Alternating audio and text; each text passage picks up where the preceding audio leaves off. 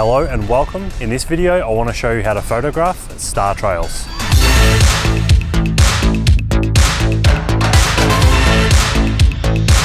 This method is quite similar to shooting normal astrophotography in terms of finding a good location that's dark and away from any light pollution. You also want a night that isn't cloudy, and depending on the direction you're shooting, you want to try and avoid a bright moon.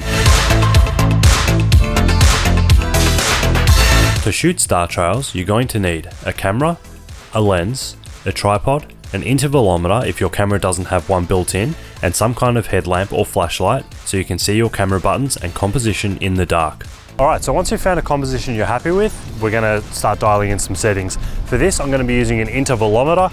Some cameras have them built in, but unfortunately mine doesn't, so I'm using an external one that I'll just plug directly into the port, and then I can control my camera settings and a lot more timing based things like my shutter speed from the intervalometer.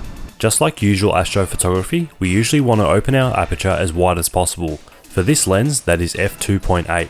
Now, because we want to see trailing in the stars, we don't have to worry about picking a specific shutter speed to keep them sharp. So in that case, I'll set my shutter to bulb mode, and using the intervalometer, I'll set my shutter speed to 60 seconds.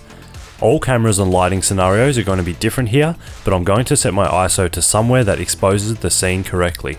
Alright, so I've got my composition set and I've got my settings dialed in. The settings for this one, I've chosen a shutter speed of 60 seconds, so 1 minute, which means I'm shooting with my camera in manual and it's set to bulb mode. The shutter's set to bulb mode. And with the intervalometer, I've set the shutter speed for 60 seconds. My ISO is at 400, so nice and low because we're going for a really long shutter speed. We don't mind the stars trailing, so we can lower our ISO a little bit, and the aperture is all the way open at f2.8. Now, I've set my intervalometer to take a photo every 62 seconds, so that extra 2 seconds, as I said, my shutter speed is 60 seconds, and my intervalometer is set to take a photo every 62 seconds. That extra 2 seconds just gives the camera some time to save the file and get ready to take the next one. So all we're gonna do now is focus on the stars, and we're ready to start shooting. Zoom in on the screen and move your focus wheel until the stars are as small a point as possible. Alright, so now we're ready to take our images. So I've set the intervalometer to take 100 photos, and I recommend anywhere between 80 and 100 is a good number. If your trails are too long and you want them shorter, you can always delete the images, but you won't be able to get longer trails if you didn't shoot enough images. So I've got my intervalometer set to 100 images. It's probably going to take about an hour and 40 minutes, roughly. I've done the math just in my head quickly. So yeah, just let the camera sit here and it's just going to snap away for that time, and we're going to end up with, like I said, 100 images. If I want to cut it short, I can, but like I said, I'd rather take the 100 images and then I can always delete some if I want the trails to be a little bit shorter. So let's do it. Depending where you are in the world and where you have your camera pointed, you'll get different results when it comes to the direction and pattern of the trails. Alright, so that's it. We're all done with shooting. Let's get back to the computer and see how this one comes out.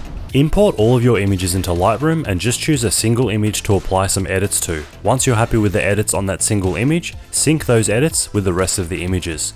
Then, with all of your images selected, right-click on one of them and select Edit In and Open as Layers in Photoshop. Once Photoshop loads in all of those separate images as layers, select them all and set the blend mode to lighten. This will only allow the lighter or brighter parts of each layer to be visible through the next one, and now you can see the effect of the star trails. All you have to do now is look for any layers that have planes, satellites or any other unwanted things in them and erase them out. And this right here is the final image.